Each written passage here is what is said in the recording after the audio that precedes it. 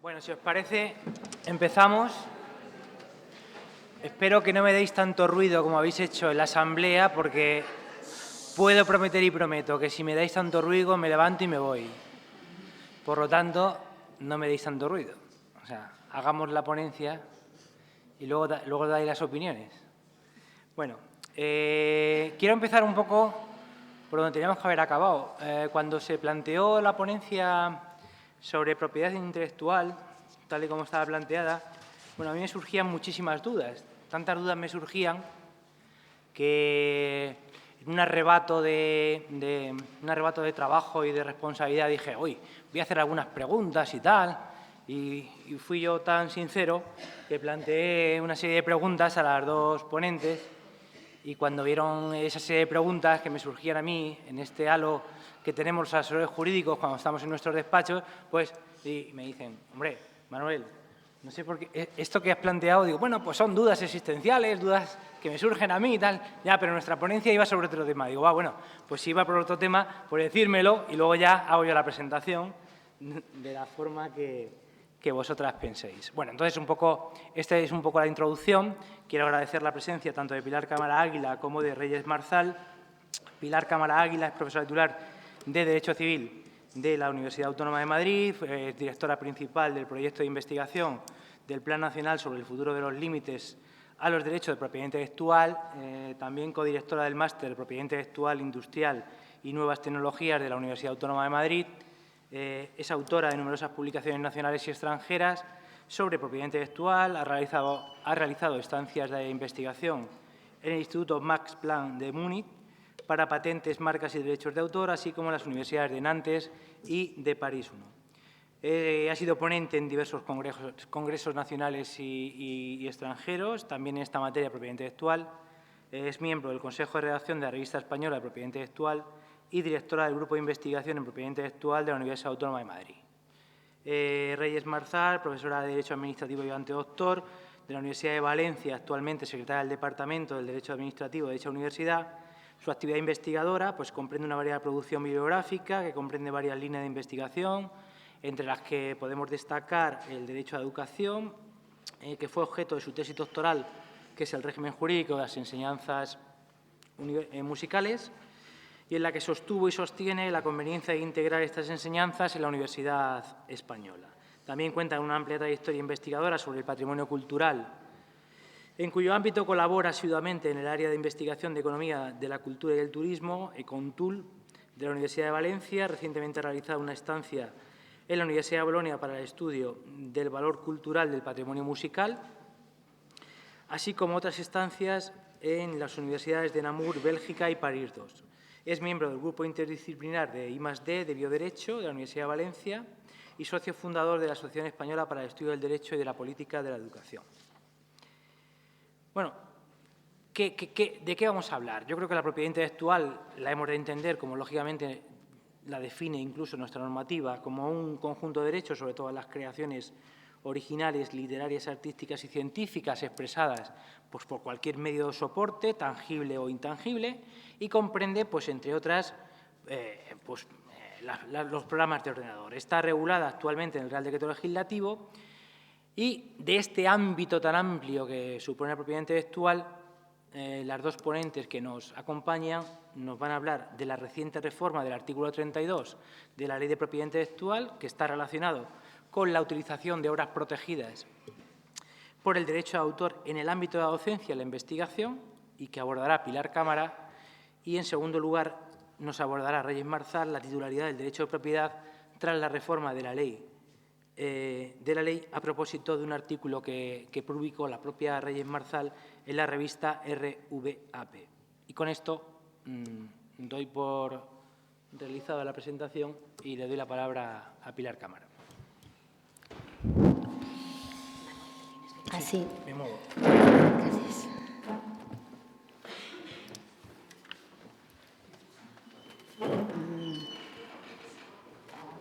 No sé si se proyecta. Gracias. Bien, muchísimas gracias, Manuel, por tu amable presentación. Buenas tardes a todos. Quisiera, en primer lugar, no sé si tiene un poco de Sonido de fondo, ¿se oye bien?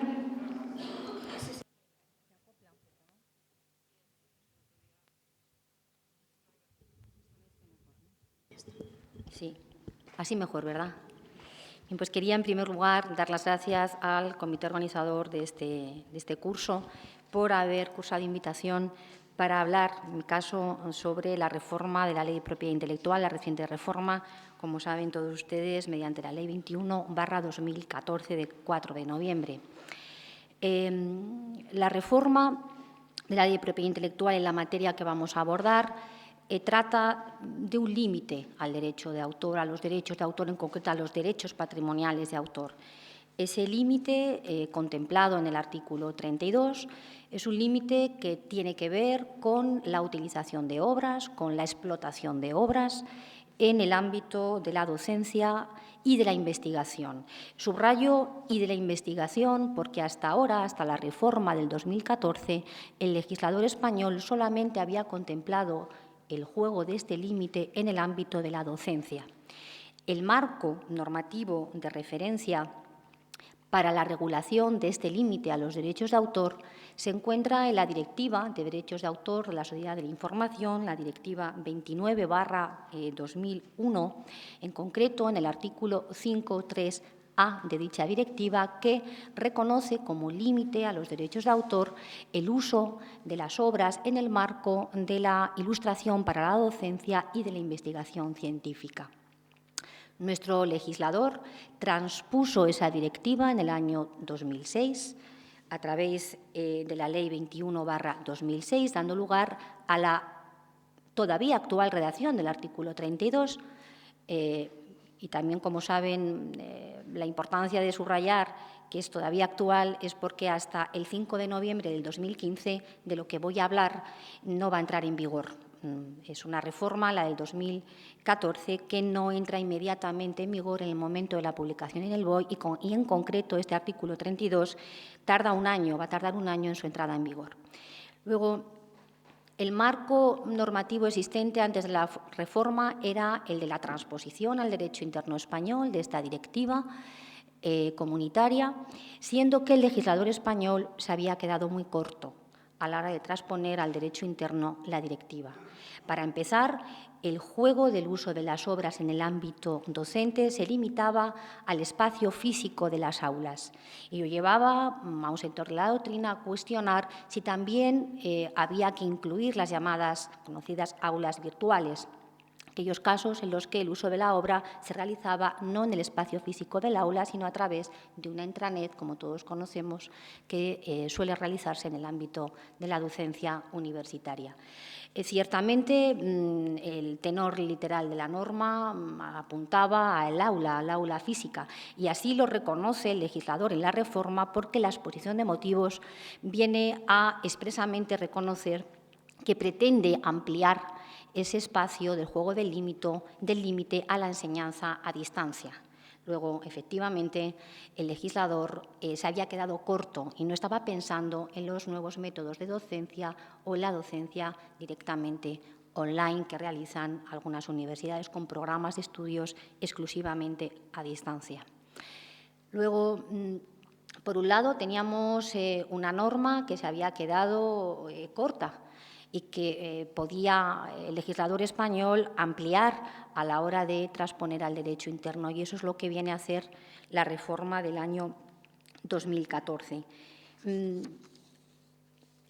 Otro de los marcos sin los cuales no cabe entender el tenor de la reforma son los conflictos de facto que se han producido a nivel judicial entre las universidades y la entidad de gestión, en concreto CEDRO, que es el telón de fondo, si queremos, de esta reforma, y es la que justifica directamente el apartado cuarto que vamos a ver a continuación del artículo 32.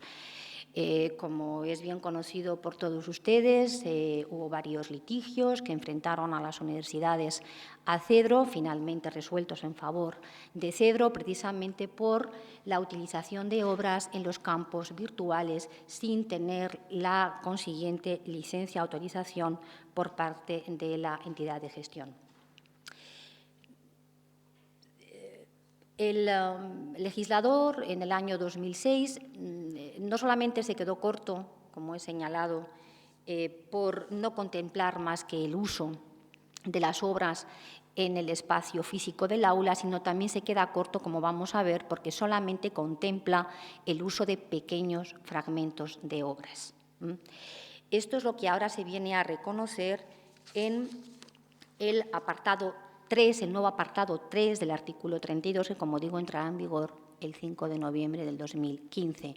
Luego, por un lado, tenemos que el legislador ha aprovechado la reforma no solamente para reconocer el uso de las mismas en los espacios virtuales, sino también para permitir no solo el uso de pequeños fragmentos como hasta ahora. El uso de pequeños fragmentos, como digo, se circunscribe, adelanta un poco la diapositiva, se circunscribe al apartado 3 del artículo 32.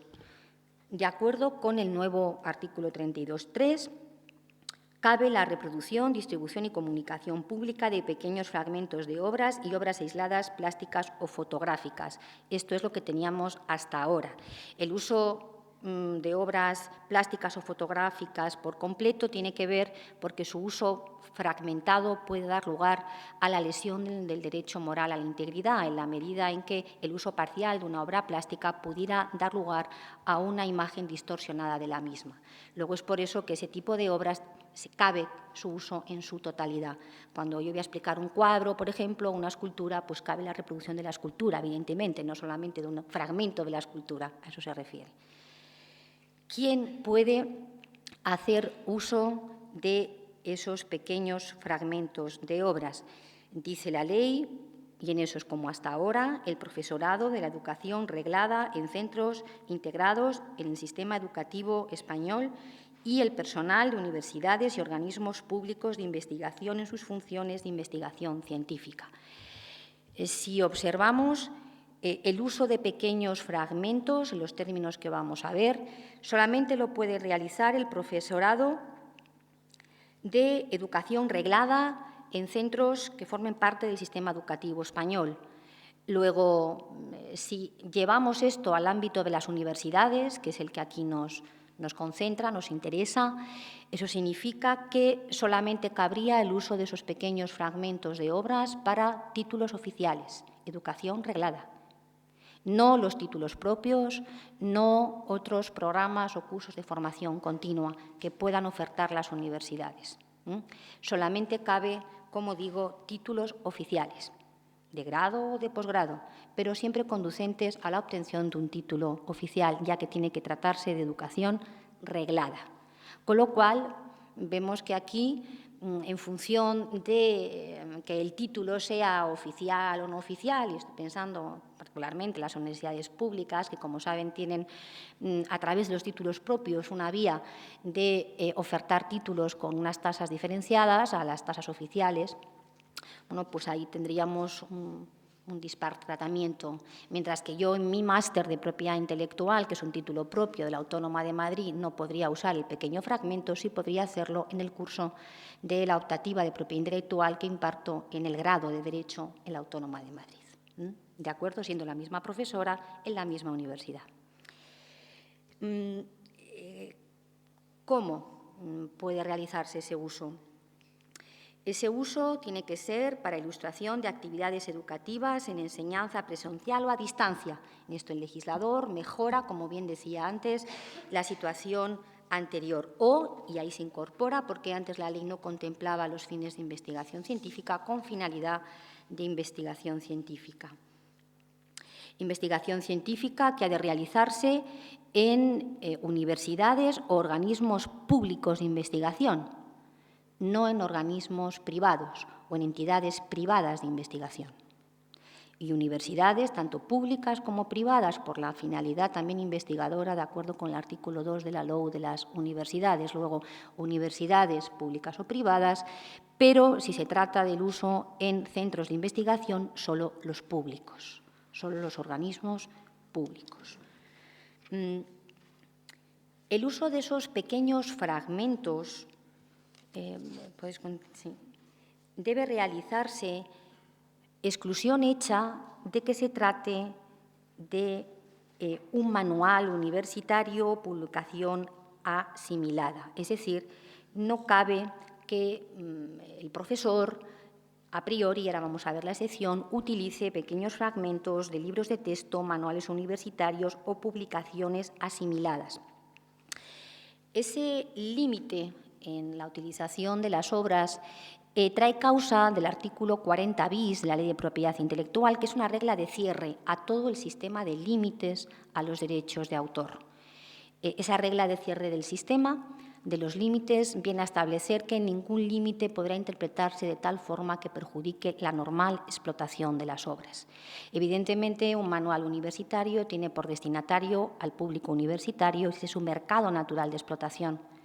Si cupiera la utilización libre de pequeños fragmentos de ese manual, ello perjudica la normal explotación de la obra, porque el destinatario del manual es el propio estudiante, que se va a encontrar con el pequeño fragmento suministrado por el profesor.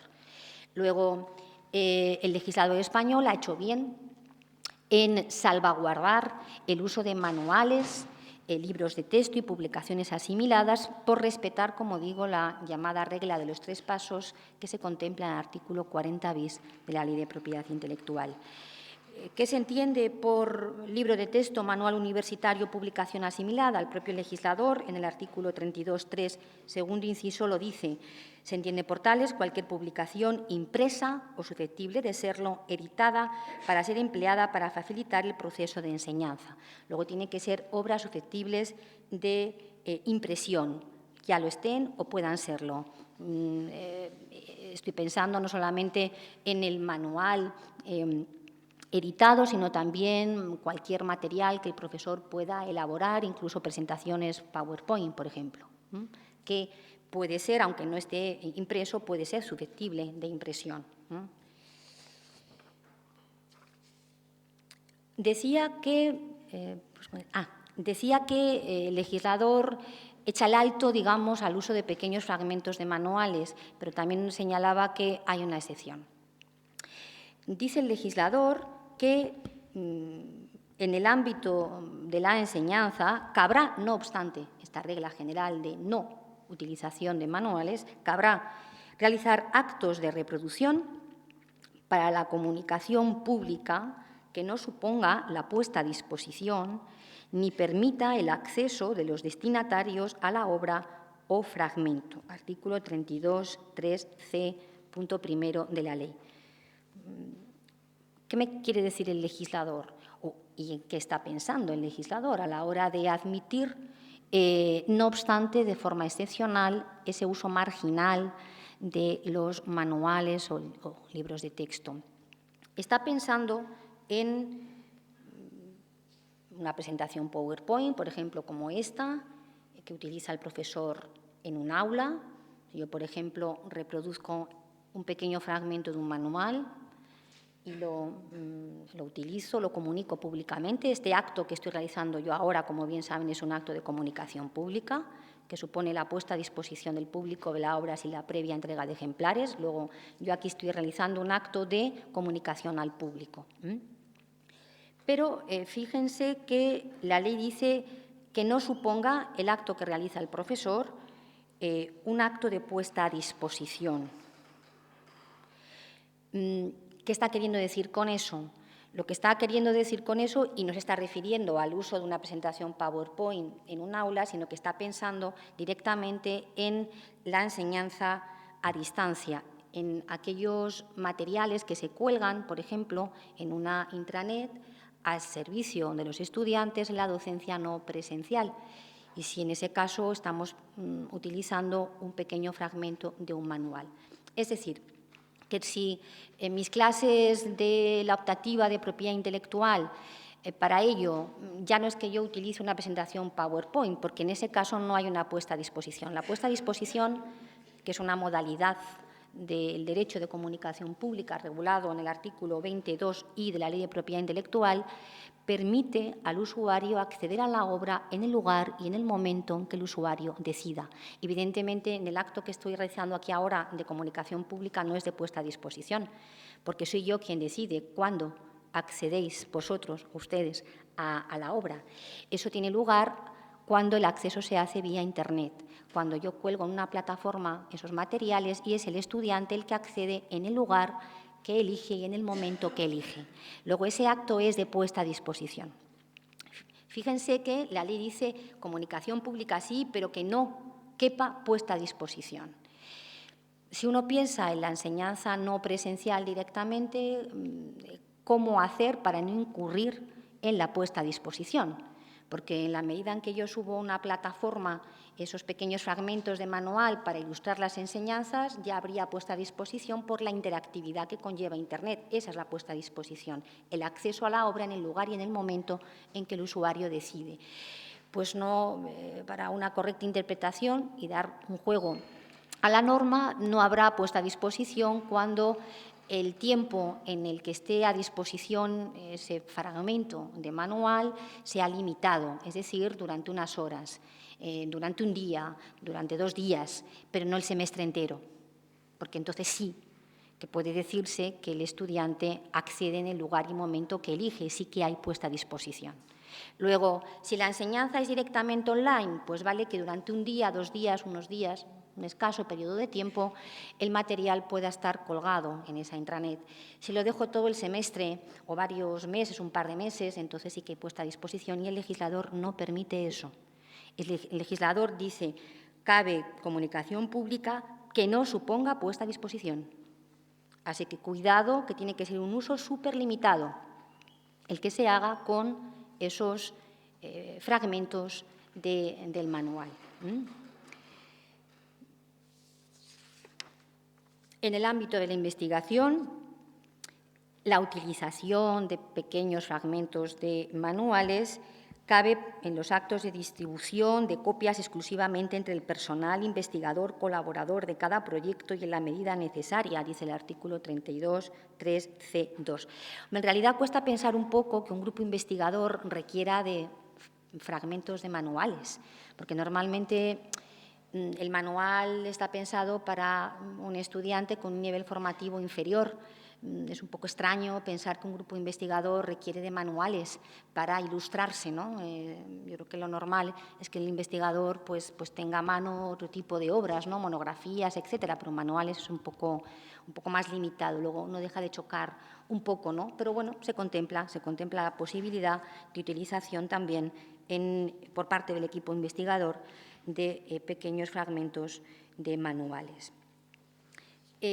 La utilización de las obras en el marco del artículo 32.3, es decir, pequeños fragmentos de obra, excepción hecha de los manuales, pero con ese pero o salvaguarda que acabamos de ver, no conlleva ninguna remuneración, luego es gratuita. Luego yo perfectamente puedo coger un pequeño fragmento, imaginemos, de un capítulo de un libro, o un pequeño fragmento de un artículo, de una revista. No es un manual, con lo cual no tengo ningún inconveniente, no caigo, digamos, en los límites establecidos en la ley, no pasa nada, lo puedo hacer perfectamente y no hay por qué remunerar por ello.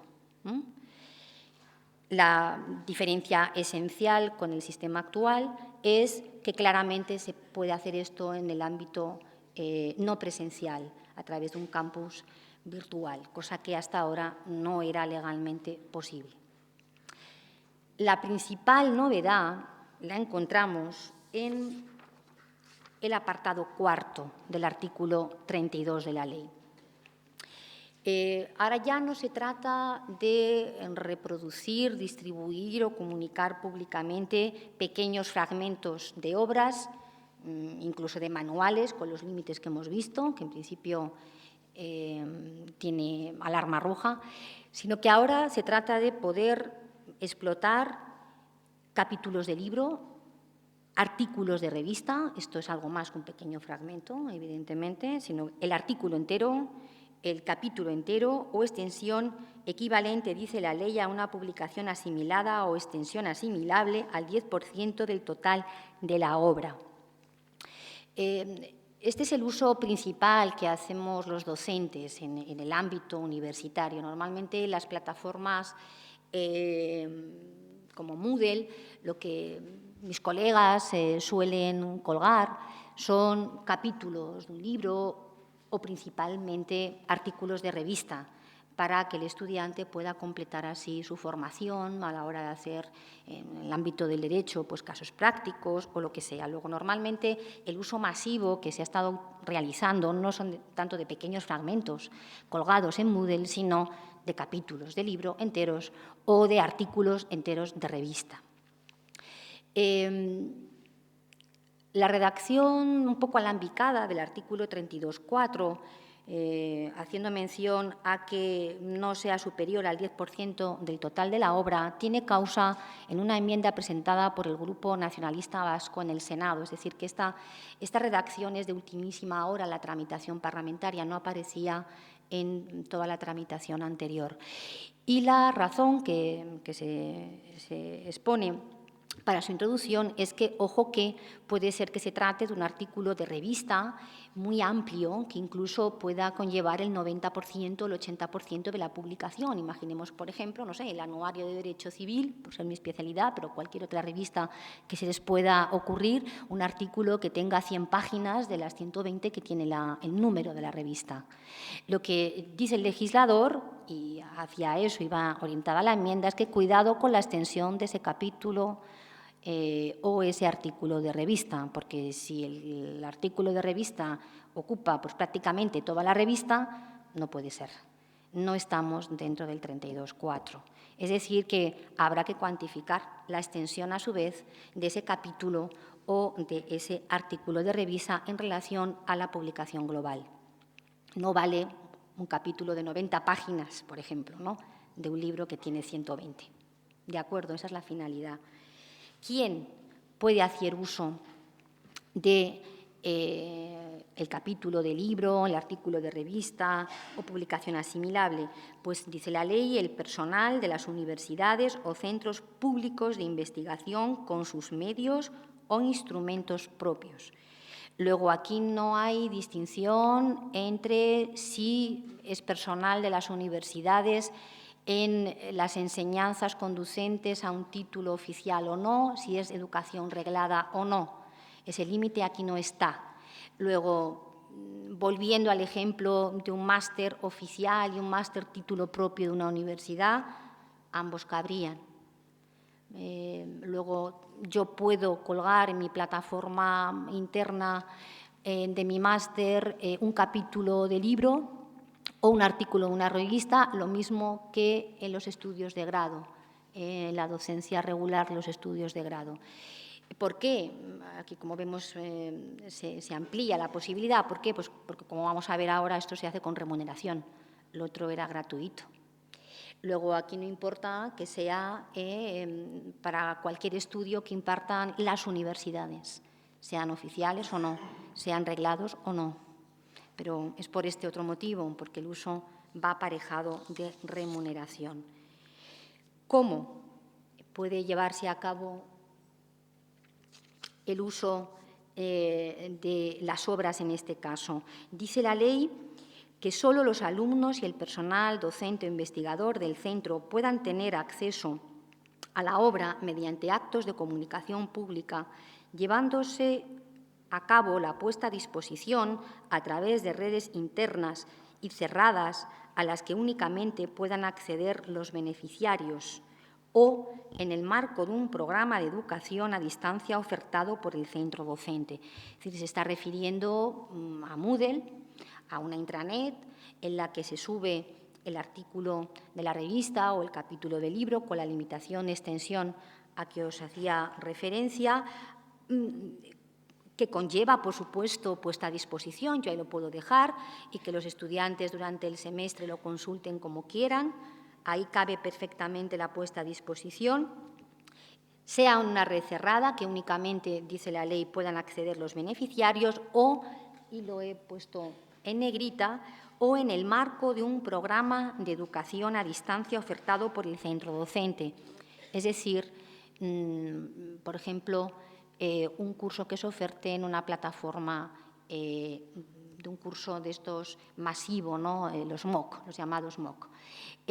Claro, si una universidad oferta un programa de educación a distancia estaría dentro, por supuesto, del límite. Luego no tiene por qué ser solo a través de una intranet a la que solamente accedan los estudiantes matriculados en el curso en concreto, sino que si la universidad utiliza estos materiales a través de un programa de educación a distancia, también lo puede hacer.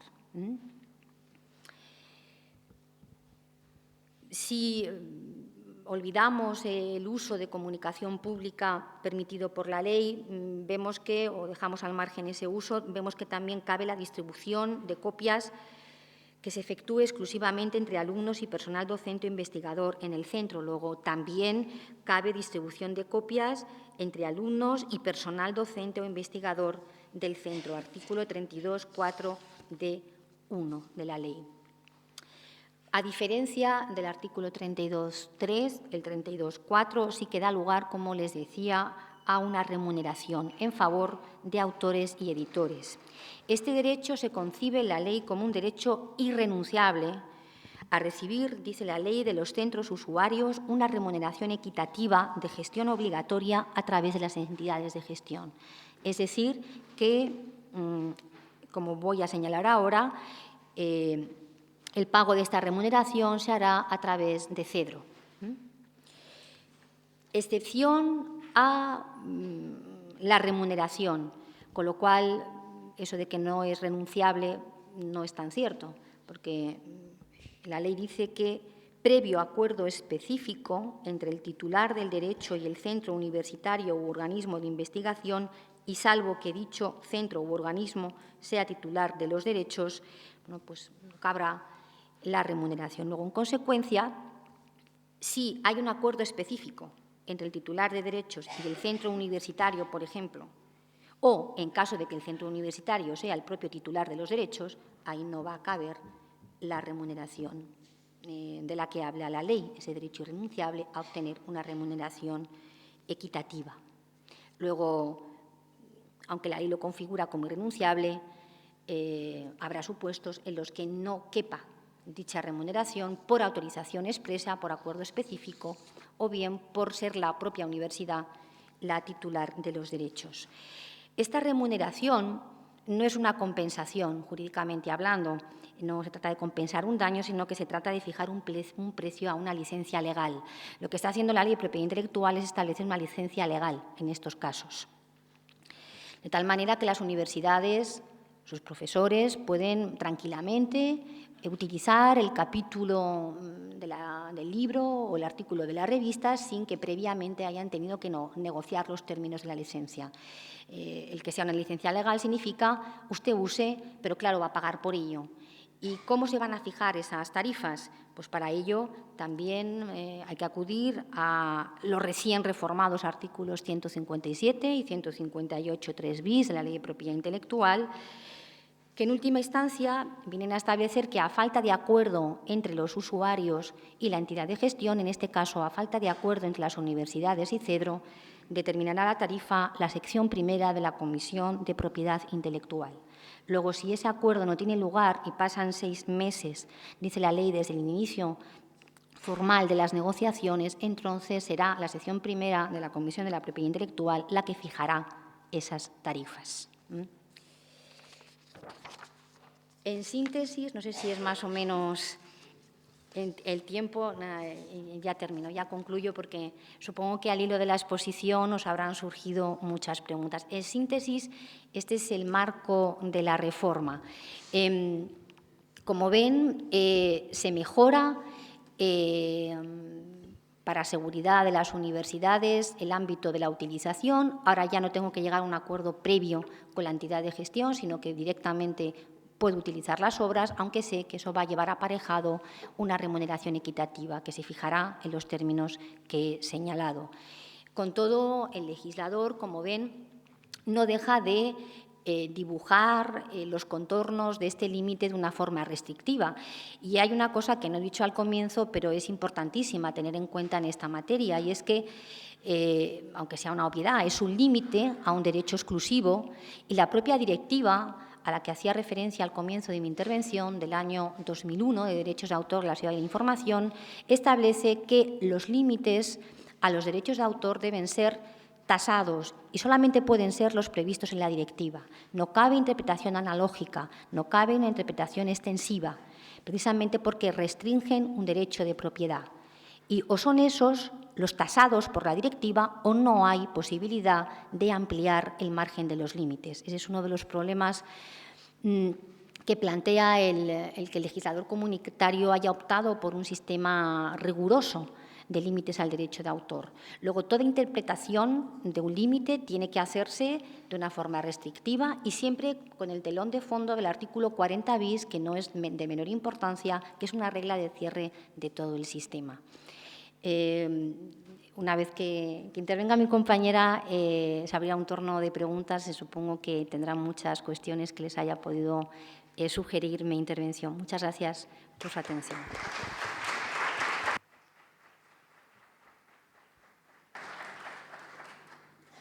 Bueno, no, este no funciona.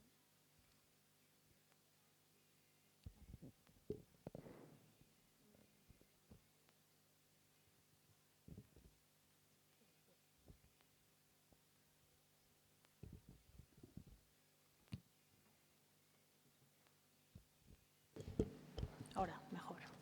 Bueno, en primer lugar, buenas tardes a todos. Me sumo a los agradecimientos a la organización y bueno, me congratulo de poder estar aquí esta tarde en un curso de tanto prestigio. No en vano es el 13º que se celebra por parte de esta asociación.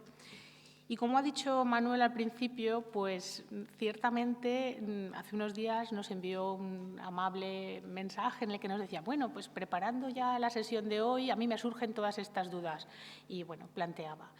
Y bueno, en fin, en mi caso, no sé, en el de Pilar, pues me entraron los 7 males, pero en fin, en cuestión de segundos, en cuanto vi la enjundia, la dificultad, la problemática práctica que, como no puede ser de otro modo, planteaba.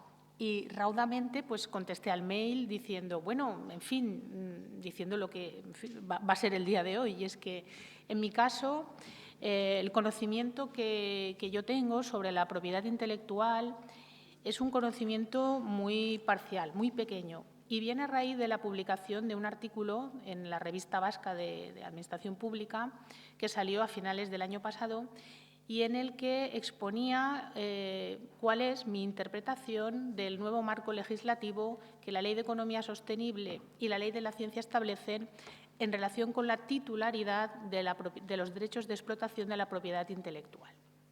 Y en ese artículo sostenía, y aquí hoy vengo a sostener con cierta prudencia, pero con valentía, vengo a sostener que este nuevo marco normativo permite, o ha querido el legislador, permitir que sea la universidad en la que el propio investigador ha desarrollado esa investigación la que adquiera la titularidad de los derechos de explotación de esa propiedad intelectual. Avanzo ya, y hemos tenido ocasión de cruzar 2 palabras, que es una posición, ya no digo minoritaria, yo creo que es una posición en solitario. Y es por... Deben ser estas ideas de bombero que a una se le ocurren y que, bueno, pues tiene la osadía a veces de defender, pero que yo creo que existen argumentos jurídicos, sabéis todos los que estáis aquí, que los juristas, que el derecho no son las matemáticas y eso pues nos permite sostener posiciones encontradas y ambas dos pueden ser sostenidas o sustentadas jurídicamente con argumentos. Bien es cierto que esta posición tiene puntos débiles que yo también he detectado y que también voy a exponer y a someter y que después de aceptar la invitación y, en fin, estoy en proceso de anecarme y entonces uno, en fin, acepta hasta las cosas más inverosímiles con tal de formar bien un currículum y menos.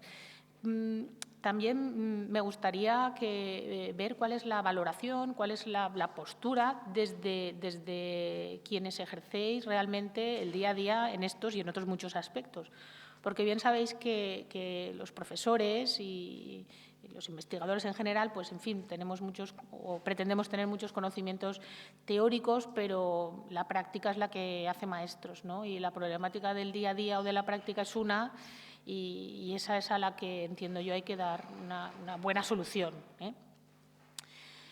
El marco normativo, que supongo conocéis, pero voy a exponer en términos generales para los que no estéis tan familiarizados, comienza con la aprobación de la Ley de Economía Sostenible, la Ley 2 de 2011, y concretamente en 2 de sus artículos en los que dice, el primero de ellos, son los artículos 53 y 54, el primero de ellos dice que dentro del ámbito de aplicación de la rúbrica dedicada a la transferencia de los resultados de la investigación, quedarán incluidas también los organismos públicos de investigación, las universidades públicas, destaco el públicas, fijémonos en que quizá el legislador ha querido establecer un régimen distinto para las universidades privadas, ya se verá, las fundaciones del sector público estatal, las sociedades mercantiles estatales y otros centros de investigación dependientes de la Administración General.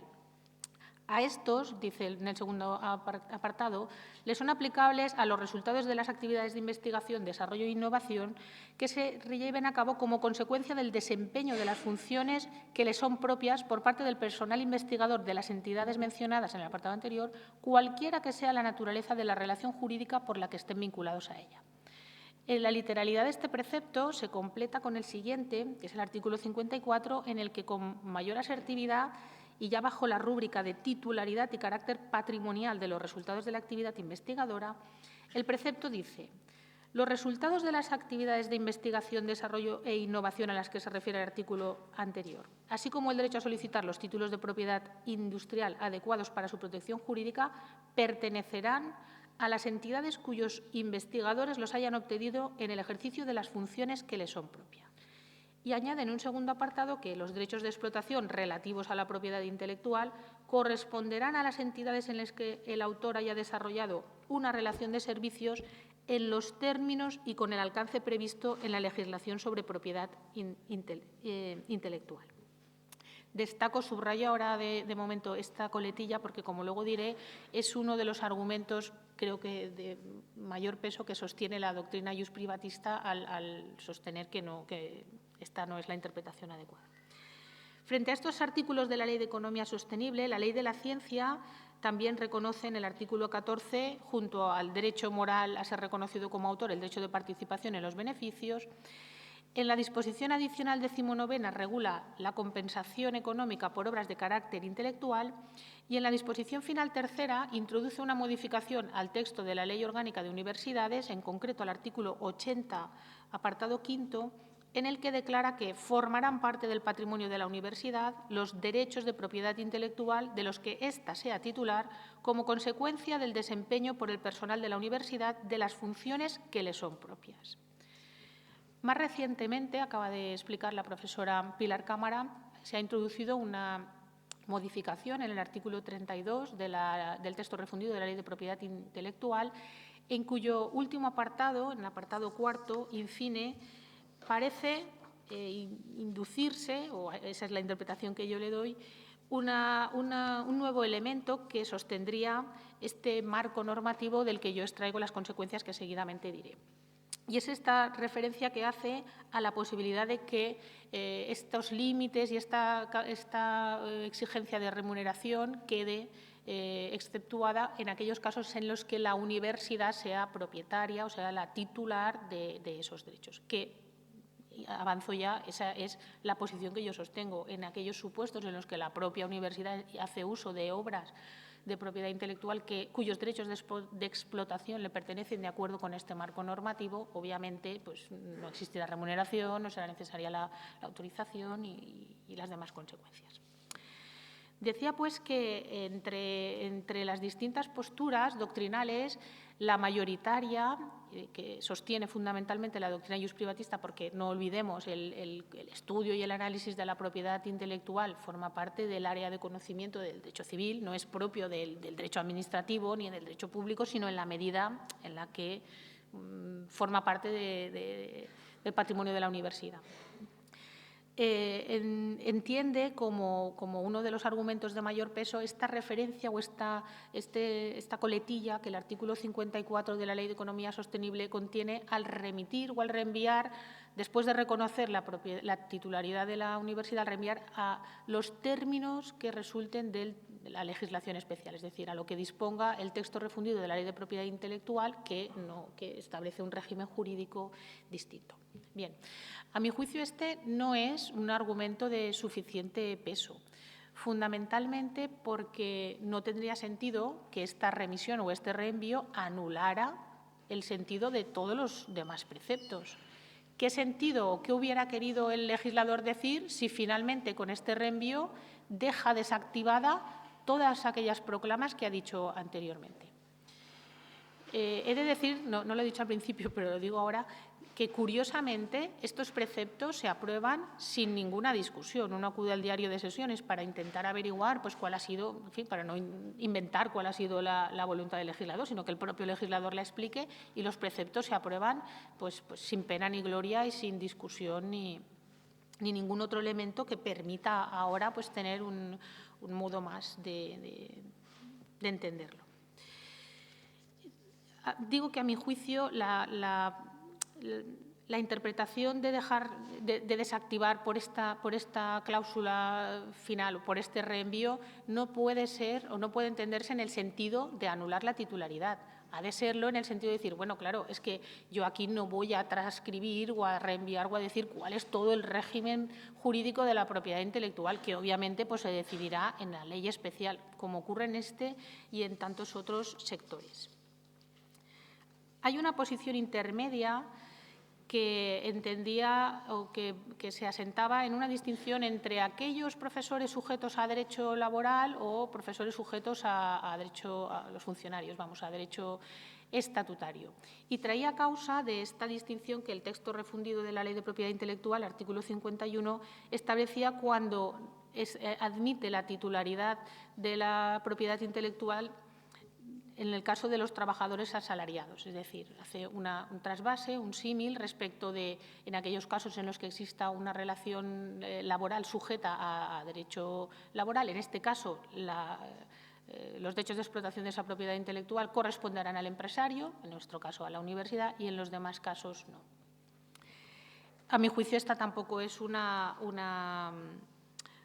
postura coherente. Ciertamente existe una base normativa, pero el artículo 51 no está pensado para el caso de los profesores universitarios, entre otras cosas porque cuando se aprueba este precepto no existe en la regulación universitaria una distinción entre las dos categorías. Únicamente existen profesores catedráticos, profesores titulares, profesores de derecho sujetos al Estatuto de Derecho Público.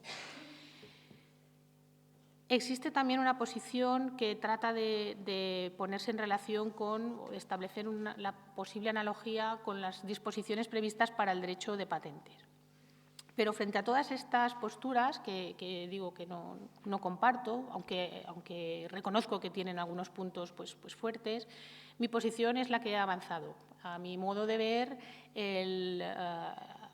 la literalidad de estos preceptos es algo más que clara y el artículo 3 del Código Civil ya nos dice que, obviamente, este es el primer criterio hermenéutico que hemos de utilizar a la hora de interpretar. Además, no me parece que la literalidad sea una cuestión baladí, porque no es que existe una proclama o una frase de pertenecerán a la universidad en los términos, sino que la propia ley se encarga, además, de establecer todo un régimen jurídico, bien que pequeño, pero se encarga de decir quiénes son los sujetos, sobre qué se va a proyectar ese derecho de explotación, cuál es la naturaleza jurídica de esa propiedad, la califica como bien patrimonial. Es decir, son muchas las indicaciones que nos da la ley o muchas las pequeñas cosas que, si las juntamos, pues permiten establecer o cuanto menos cuestionarse si es esto lo que el legislador ha querido.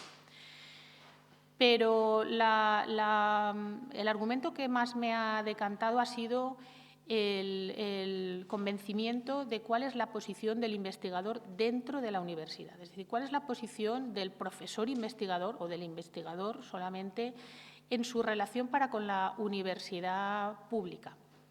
Y quizá este sea mi sesgo de la investigación, porque, como ha avanzado Manuel antes, pues mi investigación o mi trabajo en la universidad ha sido siempre el estudio del derecho a la educación desde distintos ámbitos, pero he tenido siempre una cierta debilidad por el reconocimiento de esa tarea que se hace no en cualquier sitio, sino precisamente en una institución que conocemos todo como la universidad y que ofrece un marco incomparable para poder desarrollar la investigación. Sin universidad difícilmente existe investigación, o al menos investigación libre, porque existen, obviamente, la empresa privada lleva a cabo investigación, pero es una investigación regida o encaminada con otras finalidades que no son aquellas que la Ley Orgánica de Universidades atribuye a nuestra universidad. Ciertamente, la ley establece a mi modo de ver, establece esta posición, pero tampoco podemos decir que toda la investigación que se desarrolle o que todos los derechos de explotación de toda la investigación que desarrolle la universidad va a corresponder a la universidad en la que se preste. Es necesario atender a distintos requisitos y condiciones que la propia ley expresa. Por una parte, establece unos requisitos, unas condiciones que podemos llamar objetivas, por referencia a la investigación. Nos estamos refiriendo, dejando de lado la docencia, a los derechos de explotación respecto de la investigación. El problema que inmediatamente se nos plantea es ¿qué es la investigación? Yo, haciendo aquí, reproduciendo las palabras de mi admirado Juan Manuel del Valle, que escuché justo ayer en el blog de Sebas en una entrevista, diría que, reproduciendo sus palabras, no son mías, diría que investigación es toda indagación original planificada. No se puede decir ni más ni mejor. La ley no establece un concepto de investigación, obviamente, pero la ley de la ciencia sí nos dice, cuando habla de cuáles son las tareas del personal investigador, qué tipo de tarea es de lo que hemos de deducir que será la investigación. Y la refiere cuando habla de que ha de tratarse de un trabajo creativo realizado de forma sistemática para incrementar el volumen de conocimientos, incluidos los relativos al ser humano, la cultura y la sociedad, así como el uso de esos conocimientos para crear nuevas aplicaciones, su transferencia y su divulgación. Pues bien, con independencia de la variedad de investigaciones que pueda haber, básica, aplicada, de ciencias jurídicas, sociales, en fin, con independencia de su amplitud, existe un elemento que puede o que nos permite unificarla, y es que se ha de tratar de un trabajo original y, obviamente, la dificultad se va a encontrar aquí en la fijación por parte de las universidades. Esta es una tarea que tenéis fundamentalmente los servicios jurídicos, entre otros, en la determinación de cuáles son o qué hemos de considerar que son trabajos originales susceptibles de propiedad intelectual. Obviamente, en algunas áreas o en algunas ramas del conocimiento pues va a ser más sencillo de detectar. En las áreas jurídicas, que es la mía, pues es más difícil. Sin duda, las monografías, las publicaciones en revistas indexadas, ahora sabéis que tenemos todo un sistema de acreditación de calidad, de control por pares, en fin, es mucho más sencillo ahora identificar qué tipo de investigación merece un reconocimiento y qué otro tipo de actividad pues bueno, no puede ser considerada como investigación. Sin embargo, creo que es claro que han de excluirse algunas tareas, por ejemplo, los manuales. Esta es la consideración del manual como resultado o no de la investigación ha sido, a lo largo del tiempo, una de las cuestiones que se ha planteado por parte de los investigadores. Pero yo creo que después de esta reforma del artículo 32, la discusión ha quedado zanjada. Porque el artículo 32, si alguna virtud tiene, es que ha introducido como a un modo de definición o de concepto de qué es manual.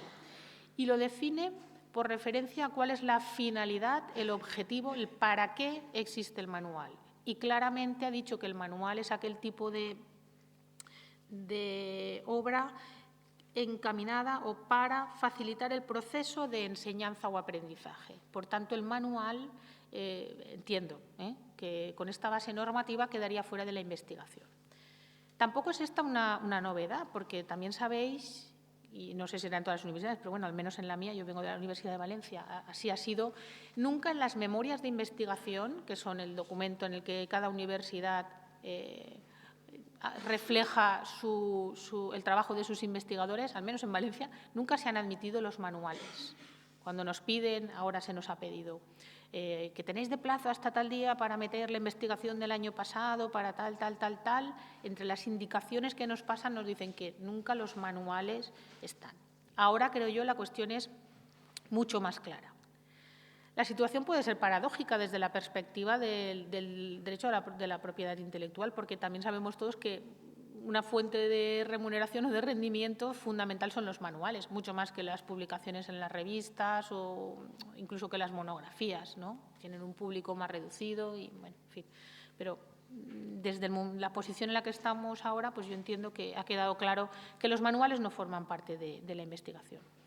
Obviamente, tampoco son investigación aquellas publicaciones que aparezcan en medios no especializados. Tienen otras finalidades que también forman parte de la finalidad de la universidad, de acuerdo con la Ley Orgánica de Universidades, la difusión, la conexión con la sociedad, pero no forman parte de la investigación. Otra de las cuestiones que ha de quedar clara es que la investigación es una obligación de medios y no de resultado. Esto es un problema, pero estos son los mimbres con los que, entiendo, se ha de construir esta nueva titularidad.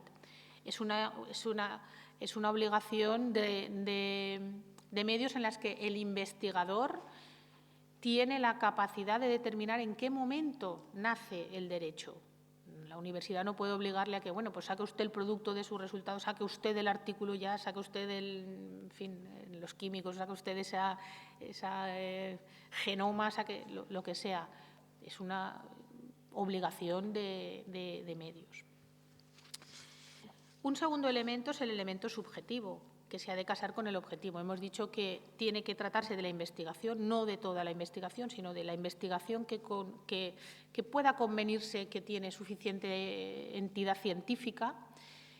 Y un segundo elemento, es el elemento subjetivo.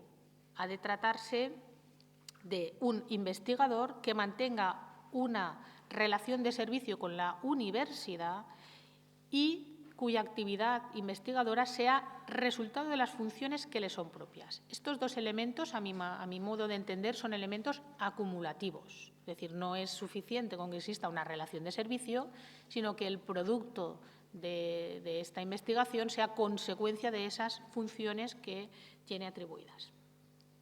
En relación con el vínculo jurídico, pues también se nos abre una brecha inmensa, porque, claro, todos conocéis que existe una pluralidad de figuras de profesores y de profesores investigadores. Junto a los cuerpos de la función pública docente a nivel universitario, que ahora son dos, los cuerpos de profesores o los de catedráticos, se abren un sinfín de posibilidades en el ámbito del derecho laboral y no todas tienen una obligación de investigar. Es verdad que la LOU proclama para los profesores con carácter general el derecho, deber de investigar, pero esto no supone que todo profesor investigador que mantenga un vínculo con la universidad asuma como propias esas funciones. Incluso asumiendo esas funciones, también las asume con ciertos límites. Es el caso de los que ahora denominamos PIF, los becarios de siempre, que ahora se llaman personal investigador en formación, cuyo estatuto establece distintos, en función de si están dentro de los 2 primeros años, dentro de los 2 posteriores, establece distintas obligaciones para con la investigación e incluso para con la titularidad de la propiedad intelectual, al referirse a que lo sea en la medida en la que ha colaborado, porque a nadie se le escapa que el personal investigador en formación, como el nombre indica, es alguien que trabaja en dependencia o bajo las indicaciones del investigador más solvente y, por tanto, en fin, son situaciones que pueden llevar a titularidades o a productos que no siempre puedan corresponder a esta persona.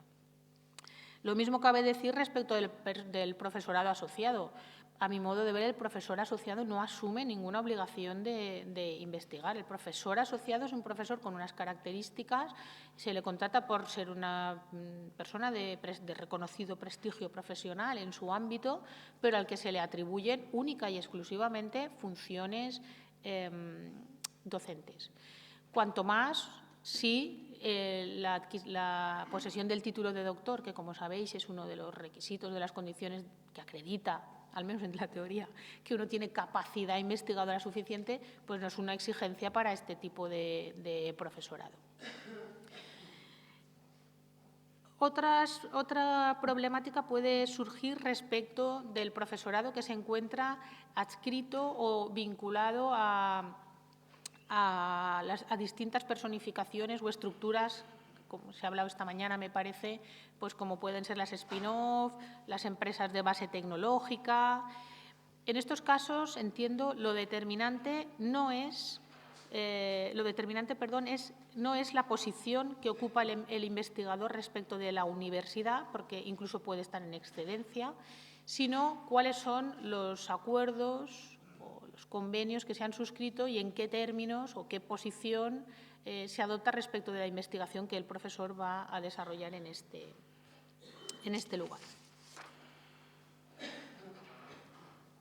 En cuanto a las funciones que le son propias, también se abre un sinfín de problemas, porque, claro, la obligación o la función de investigar tiene que partir, en primer lugar, entiendo, del área o de la disciplina de la que uno es investigador respecto de esa universidad. Las áreas son uno de los aspectos, entiendo, que a día de hoy se encuentra más desamparado. Porque también, como sabéis, existe una tendencia a fijar o a establecer lo que conocemos como áreas afines, que se crean, entiendo yo, esto es opinión mía, fundamentalmente para reducir las plantillas. Es una forma muy sencilla de poder adscribir a profesores a distintas materias y cubrir esa docencia sin necesidad de o contratar más o ampliar la plantilla. Pero, claro, desde el ámbito que estamos ahora analizando, habrá que ver si la investigación que uno realiza en un área afín también supone esa relación, esa función como una función propia o no. Obviamente han de quedar, a mi modo de ver, fuera las actividades privadas. Otra cosa es qué difícil será establecer el límite entre qué investigación forma parte de la actividad privada del investigador y qué investigación pues, no lo será. Y es aquí donde se abre el melón, porque es aquí donde la universidad debe tomar decisiones, yo creo que serias, respecto de su profesorado y fundamentalmente establecer criterios y controles rígidos para conocer, para saber qué hace su profesorado, qué horario. Y no me refiero a un horario de oficina, que obviamente no es lo que un investigador puede realizar, sino qué medios utiliza, si lo hace con el ordenador, con la impresora, con las bases de datos de la universidad, si lo hace porque, si parte de ese trabajo de investigación lo hace porque es profesor de esa universidad. Esta mañana he tenido ocasión de escuchar el final de las sesiones donde se hablaba, no he escuchado todo y, por tanto, pues me disculparéis si no he entendido bien, donde se hablaba del ejercicio de la profesión de abogado, ¿no? De los profesores que ejercen. Yo creo que todos conocemos el típico profesor que ejerce como abogado y en el membrete del despacho pone fulanito, abogado tal, catedrático de tal. Bueno, pues si el resultado de la investigación que hace lo es por ser catedrático, pues mire, una parte que vaya a su universidad. Si lo hace por ser abogado en el ejercicio, pues bueno. Lo digo porque, claro, esto puede ser una revolución si las cosas se toman a la brava, pero bueno, si uno medita sobre si usted está utilizando esos medios, está en el horario, forma parte de sus obligaciones. Si usted es profesor funcionario, una de las obligaciones que asume, porque es condición para el acceso al cuerpo de la función pública, es la de investigar, pues habrá casos en los que alguna parte de su investigación no lo sea como consecuencia de su actividad, pero, en fin, hay muchos ámbitos en los que difícilmente vamos a poder sostener que esto es porque, bueno, en mis ratos libres pues hago crucigramas o hago monografías, no sé, difícil.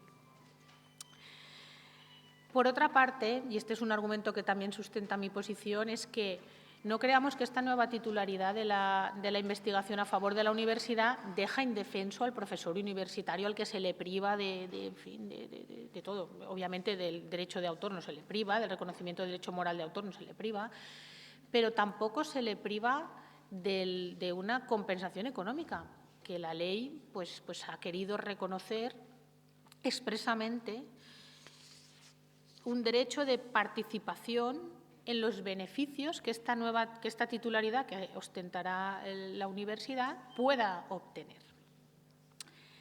Bien es cierto que este reconocimiento en la ley no fue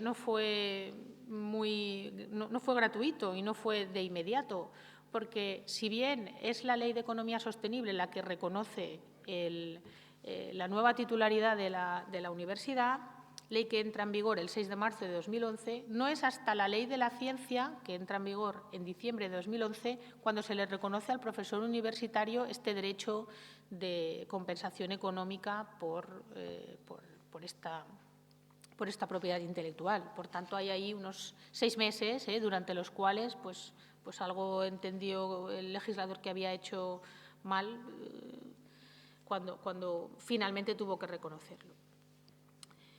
Por otra parte, también hay que decir que esta nueva titularidad o esta nueva compensación se ha de producir respecto de la investigación que se produce a partir de la entrada en vigor de esta modificación. Es decir, no vale que ahora digamos que como asumimos una titularidad con fecha marzo de 2011, pues así lo admitimos.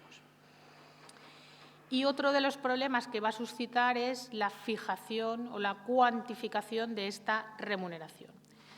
Aquí la ley ha sido también bastante vaga, porque ha dejado en manos ha dicho que la compensación estará en función de la importancia comercial de la explotación, pero ha dejado en manos de 3 administraciones la concreción de esa compensación. Ha dejado en manos de la Administración General del Estado, a través del Gobierno, de la comunidad autónoma y de las universidades en las que el investigador presta sus servicios, la determinación de la compensación que ha de corresponder al investigador.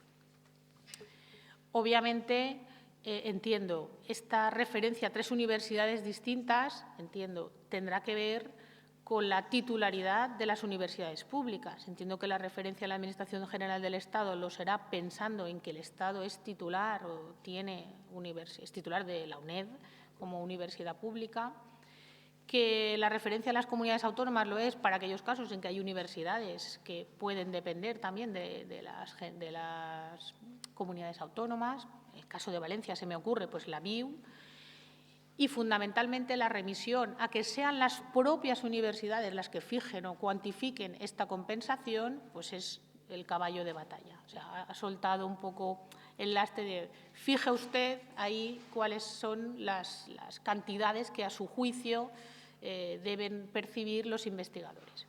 En el bien entendido sentido de que esta compensación que dice la ley no es o no tiene que ver con el complemento por méritos de investigación, los conocidos sexenios. Es una cosa distinta. El profesor investigador tendrá reconocidos y consolidará los sexenios de acuerdo con la regulación que todos conocemos, pero las universidades tienen ahora la ardua tarea de sentarse a fijar cuál es, a su juicio, el criterio y en uso de su autonomía, cosa que también puede abrir ahí un melón importante, cuál es la fórmula más adecuada para compensar a sus investigadores por estos derechos de explotación que, a partir de esta nueva legislación, asumirá la propia universidad.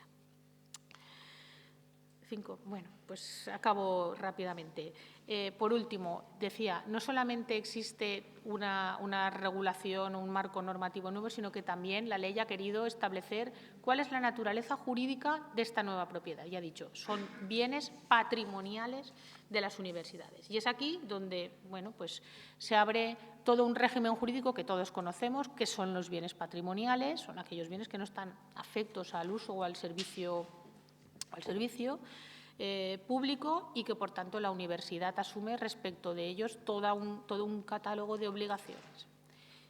Yo, por terminar rápidamente, lo digo porque tenía algunas otras cosas, pero por ceñirme al tiempo, había tomado nota al final de cuáles son las cuestiones, las 4 o 5 cuestiones que, a mi manera de ver, tiene ahora la universidad sobre la mesa. En primer lugar, un cambio de mentalidad. No solamente hay que sensibilizar, como se ha venido haciendo desde hace tiempo, sobre qué es la propiedad intelectual y el valor de la propiedad intelectual, sino que también hay que informar y formar. En segundo lugar, tiene la ardua tarea de hacer un inventario cada universidad de cuál es su nueva propiedad, cuáles son sus nuevos bienes patrimoniales. Un catálogo donde especifique, cuantifique, concrete cuáles son estos bienes. Todos conocéis que la CRUE, me parece, ha cuantificado con motivo de las demandas que ha tenido respecto a Cedro. Sostiene la CRUE que las universidades cuentan con más de 130.000 autores. Es decir, hay ahí un legado importante y una tarea ingente para que las universidades empiecen a valorar cuál es su patrimonio, cuál es su nueva propiedad y qué hacer con ella. Es necesario también fijar los criterios de compensación, cuál va a ser el grado de participación del investigador.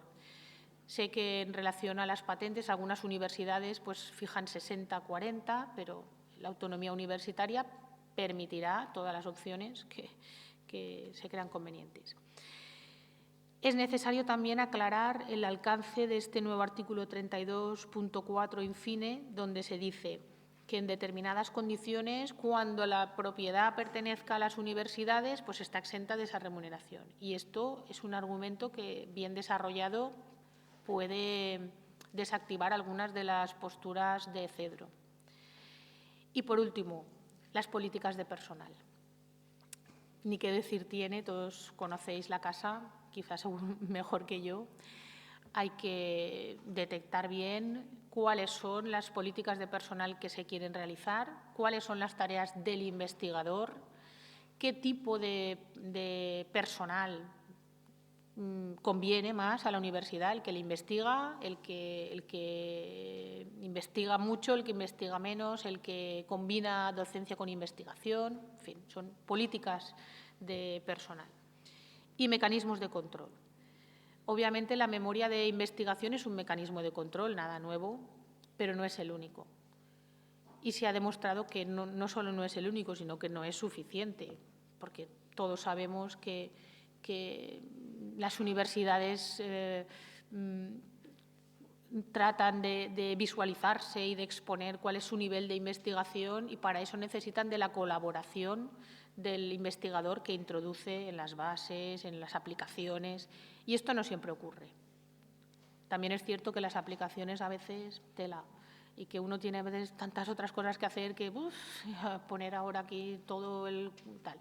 Pero bueno, hay que concienciar que universidad somos todos y que solo desde el granito de cada uno, finalmente las universidades están en un ranking o están en otro, o tenemos una consideración o tenemos otra. Y, bueno, esta es mi aportación. Gracias.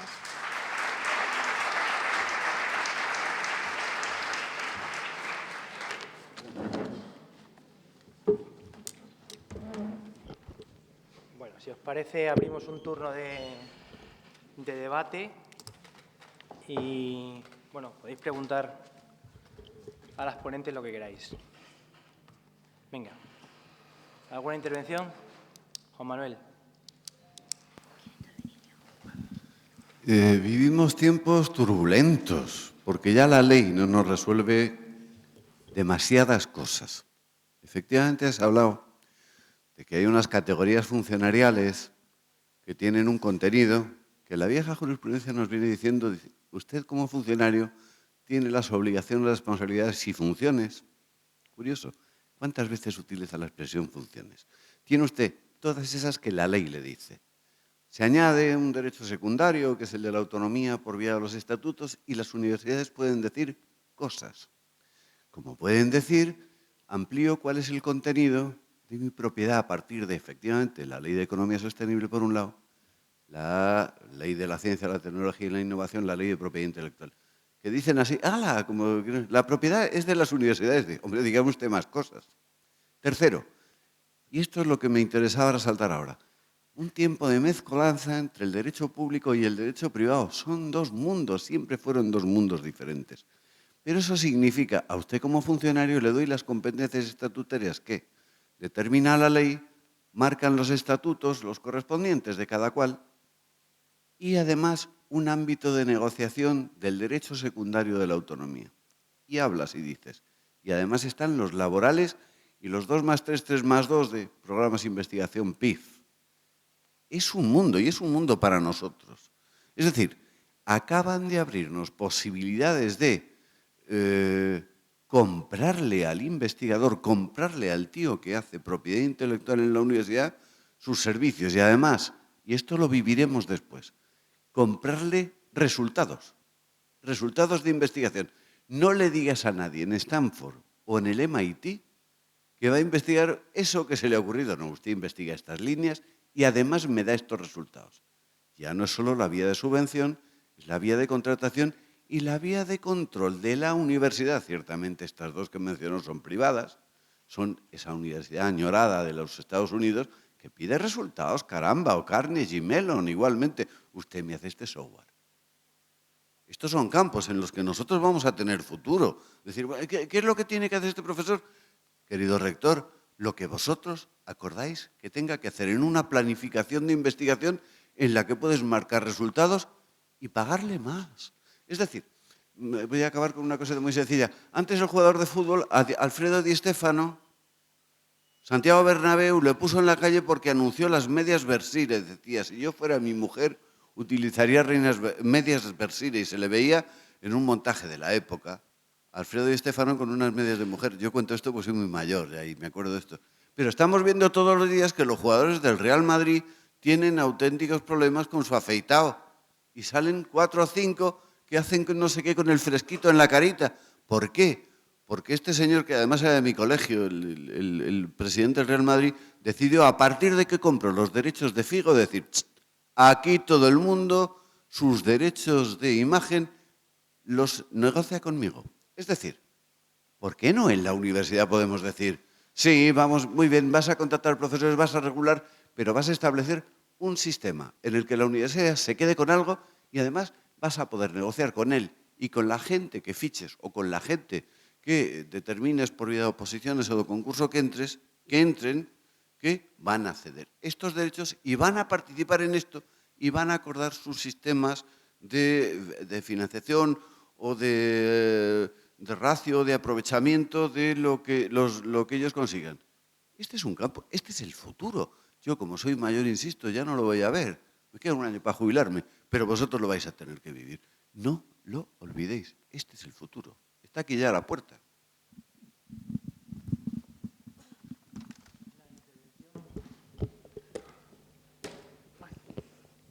Bueno, había pedido yo, gracias Manuel, la palabra.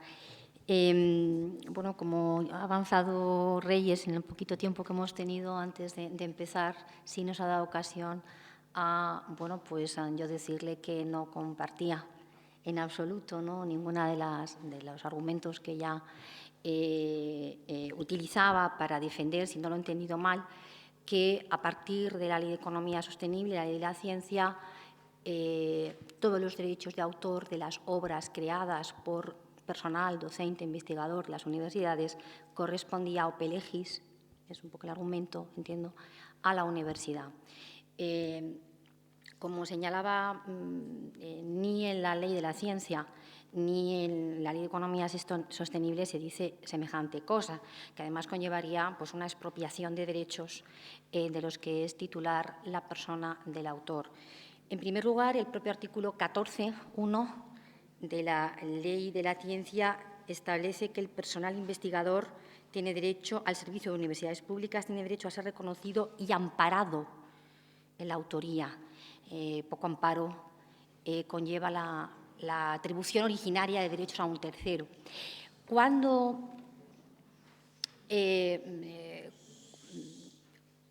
cabe entender que la universidad tiene derechos de autor del personal docente investigador que forma parte de ella? Pues el punto de referencia, como no puede ser de otro modo, está en la Ley de Propiedad Intelectual. Y eso es o bien cuando se trate de una obra colectiva, del artículo 8 de la Ley de Propiedad Intelectual, es decir, el artículo 8 establece la titularidad originaria de derechos de autor en favor de la persona física o jurídica que tome la iniciativa de una creación intelectual, coordine las aportaciones de todos los autores y divulgue la obra bajo su nombre, es decir, cuando imaginemos que la propia universidad, a través de su personal, financiando la creación, imaginemos, de una enciclopedia jurídica en el campo nuestro, cualquier obra de la que se trate, coordine la aportación de todos los autores, es decir, determine quién participa y quién no, y luego lo saque bajo su nombre comercial, Servicio de Publicaciones de la Universidad de Castilla-La Mancha, por ejemplo. Bueno, pues eso responde perfectamente al artículo 8 de la Ley de Propiedad Intelectual, ya se llame Universidad de Castilla-La Mancha o se llame Editorial Aranzadi o empresa de editorial, la que sea. En definitiva, en los supuestos en los que cabe la aplicación del artículo 8, pues por supuesto la universidad, como cualquier persona jurídica, será titular originaria de los derechos. Si no hablamos de titularidad originaria, sino derivativa, la titularidad derivativa puede ostentarla la universidad por cesión expresa de derechos o cesión presunta, de acuerdo con el artículo 51 de la Ley de Propiedad Intelectual. La cesión expresa es cuando yo, Pilar Cámara, quiero publicar una monografía en el servicio de publicaciones de la universidad y cedo los derechos correspondientes. ¿Cuándo podría entenderse que el marco de relación es el establecido en el artículo 51, que trata del autor asalariado? Pues cuando una relación de jerarquía entre el empleador, aquí la universidad, y su personal, que esa relación de jerarquía determina la creación de una obra concreta bajo las precisas instrucciones del empleador, es decir, que yo hago el artículo o hago la monografía porque me lo dice la universidad, siguiendo instrucciones de la universidad y de la manera que me lo dice la universidad, porque si no, no estaría dentro del marco de aplicación del artículo 51, que establece que a falta de pacto expreso se presumen cedidos al empleador los derechos de explotación de las obras en exclusiva. Pero, como veis, no hay una atribución originaria de derechos, sino una cesión presunta, a falta de pacto, que pudiera haberlo. Incluso en una relación laboral normal, una empresa de software que contrata a sus programadores, pues el autor del software, bueno, pues caería dentro del ámbito de aplicación del artículo 51 y habría una cesión presunta de derechos, salvo pacto en contrario. En definitiva, que mucho cuidado en pensar que a partir del año 2011 la universidad es titular de los derechos de autor de su personal, de las obras que se crean dentro de su seno. Y cuando hacía mención la profesora Reyes Marzal a la disposición adicional 19ª de la Ley de la Ciencia, que habla de una compensación económica por obras de carácter intelectual, comienza diciendo: en los casos en los que los derechos de explotación de las obras de carácter intelectual creada correspondan a un centro público de investigación, el personal tendrá derecho a una compensación. Es decir, en los casos en los que corresponda. En los que no corresponda, pues no.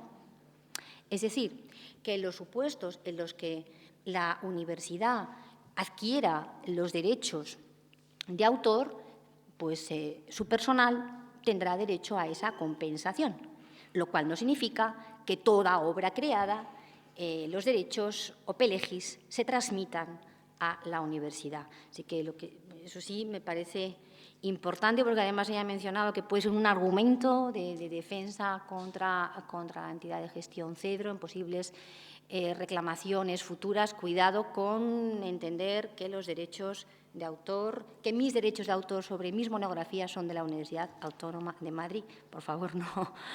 Por ahí yo creo que no hay argumentación sólida suficiente. Gracias.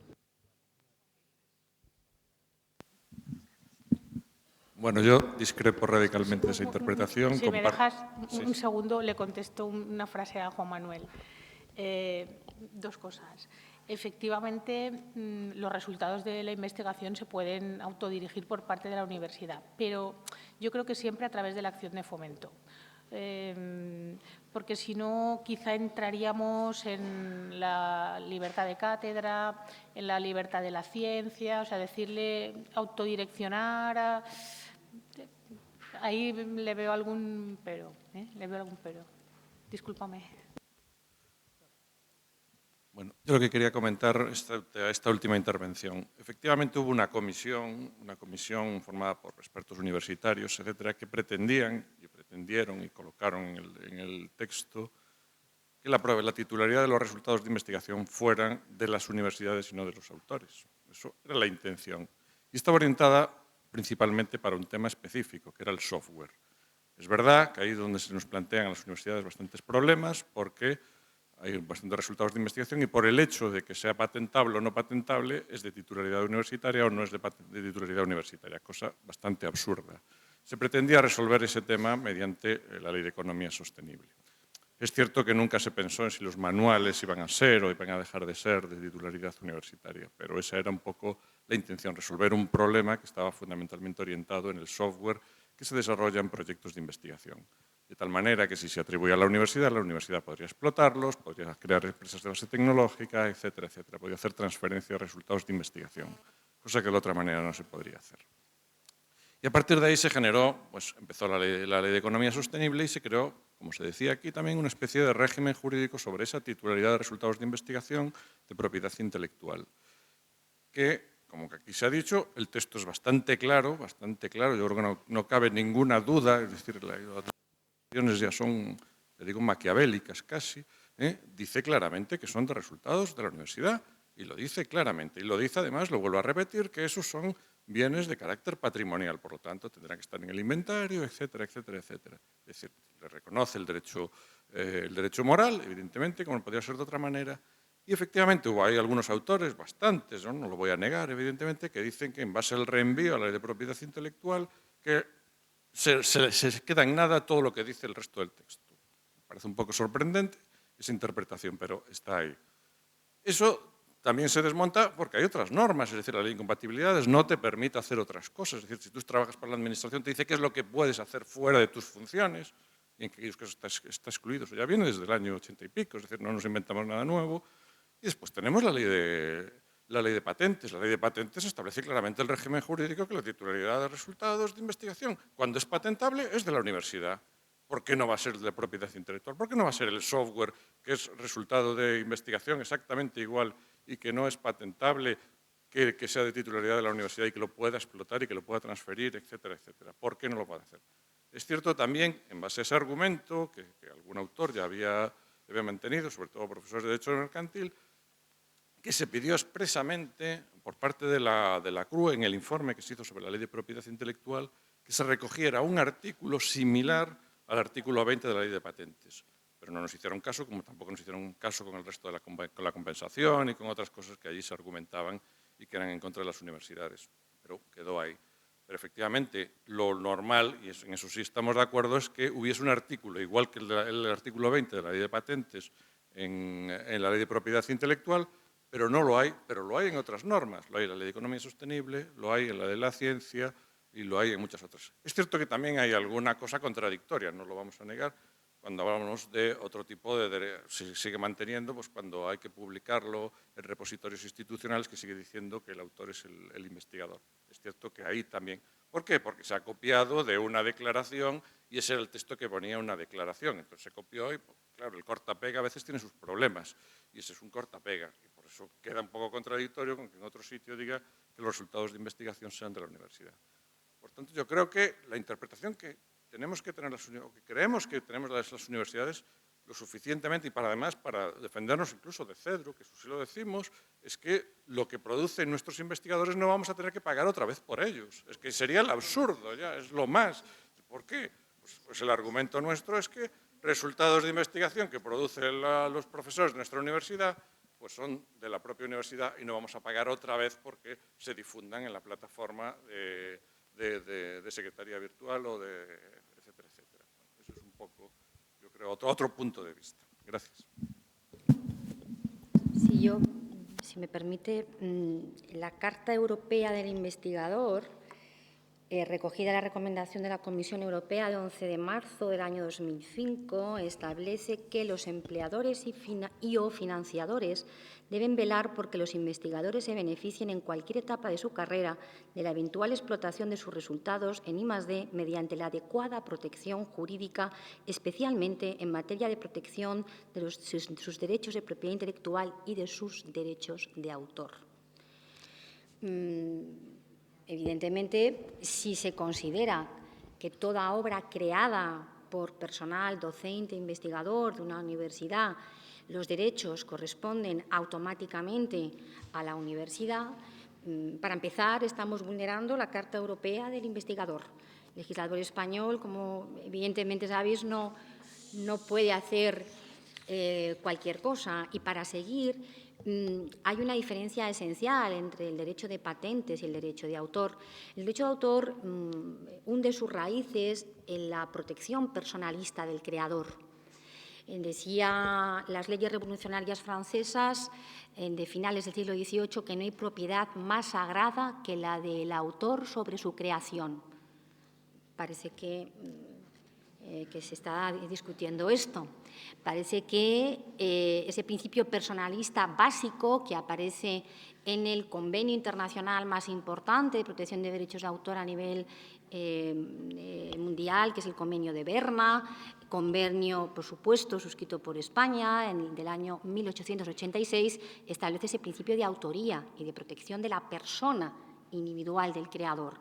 Y es excepcional la atribución de derechos originarios a alguien que no sea el propio creador. De hecho, el artículo 8 de la Ley de Propiedad Intelectual, que regula el régimen de la obra colectiva, es un poco estrambote dentro de la propia regulación porque rompe el principio de autoría en favor de la persona física. Autor es el creador. Y luego habrá transmisiones de derechos que podrán ser presuntas si es el marco de una relación laboral o, llegado el caso, funcionarial, etcétera, etcétera. Pero cuidado, que el autor es el que crea la obra y es un principio universal, nada más. Y no pueden aplicarse los criterios, de verdad, no traspasen los criterios de la Ley de Propiedad Intelectual cuando habla de una obra a la legislación de patentes, que dice otra cosa. Y termino. Nada más, y creo que he azuzado suficientemente el debate por hoy. Lo que protege el derecho de autor son formas de expresión. En una obra científica, la protección del derecho de autor es limitada porque se circunscribe a la forma expresiva. Quizá un artículo científico, lo más importante de un artículo científico, imaginemos de matemáticas o de cualquier ciencia aplicada, puede estar precisamente no en el cómo se dice, que es lo que viene a proteger el derecho de autor, sino en lo que se dice, y es lo importante. La teoría de la relatividad está protegida por el derecho de autor por la forma expresiva concreta, las palabras concretas que empleó Albert Einstein. Pero, efectivamente, el descubrimiento, lo importante de esa investigación, no está protegida por el derecho de autor, porque el derecho de autor protege meramente formas de expresión. Ni los métodos, ni las teorías, ni los teoremas, ni las ideas forman parte del objeto de protección por parte del derecho de autor. Luego, lo más importante para la ciencia no está en las formas de expresión, en las palabras empleadas por el creador de ese artículo, que es lo que protege el derecho de autor. Luego, en el ámbito científico, el juego del derecho de autor es muy limitado, se limita a las palabras concretas, cuando lo más importante de ahí es el descubrimiento, el hallazgo, el método, el teorema, y eso justo no lo protege el derecho de autor. Sí, pero Pero aquí Nada más. nadie duda del derecho de autor, el derecho moral se le reconoce, ese derecho personal, la obra colectiva, el ejemplo, es el único ejemplo en el que es un supuesto anómalo, porque el autor siempre se le va a reconocer el derecho moral. Son los derechos de explotación y el investigador que está investigando no está investigando gratis, sino que está siendo retribuido y es una obligación suya, 1/3 de su jornada semanal tiene que dedicar a la investigación y es una obligación por la que se le está retribuyendo. Entonces, esa persona que se le está retribuyendo, lo que no tiene sentido es que, por ejemplo, un software que lo han puesto muy bien, que resulta que en algunos países se patenta, aquí no, aquí va por vía de propiedad intelectual, digamos que ahí la universidad que da todos los medios, que hace que esa persona pueda investigar, que está haciendo su obligación, que está siendo retribuido, y resulta que los derechos son de la persona física. El derecho moral de reconocimiento en la ley de patentes, en el artículo 20, siempre lo va a tener. Aunque la explotación, luego la universidad tenga ese derecho de explotación, el reconocimiento lo va a tener y va a poder acreditarlo en su currículum. Pero una cosa yo creo que hay el derecho de autor, obviamente, protege el derecho moral, pero el derecho de explotación del que está siendo retribuido, tiene la obligación de hacerlo, lo hace en sus funciones, lo realiza con los medios de la universidad, yo creo que ahí sería bastante discutible por mi parte, creo. Vera. Bueno, evidentemente yo como creadora personal de la universidad, mi visión, y no por eso, no es una posición gremial, evidentemente, es una posición basada en normas, ¿no? En régimen jurídico, no es una opinión de gremio. Bueno, a usted le puede parecer muy bien, pero es que toda la normativa española dice lo contrario, la española, la europea, la internacional. Bueno, esto puede estar muy bien, pero es que, a ver, en materia de derecho de autor, insisto, no hay ni una sola norma que establezca que los derechos de autor son de la universidad. No lo hay.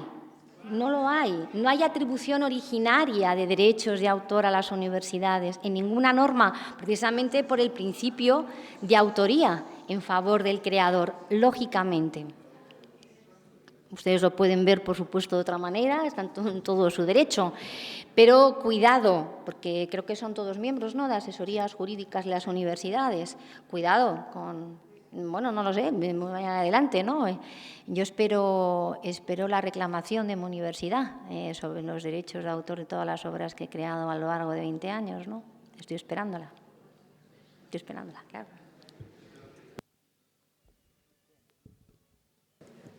¿Alguna intervención más? Creo que estamos en la hora.